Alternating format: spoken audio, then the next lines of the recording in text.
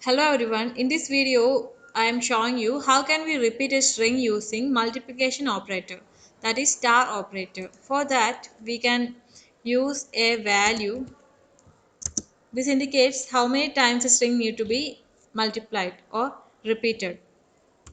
3 star something a string un, or after executing this code we will get un 3 times. This is the way we can repeat a string using multiplication operator. Or we can input something s equal to input enter a string, then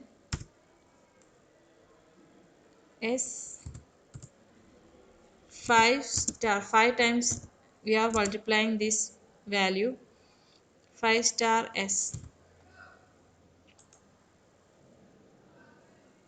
enter a string, and we will get the result and this times the and is repeated. Thanks for watching this video.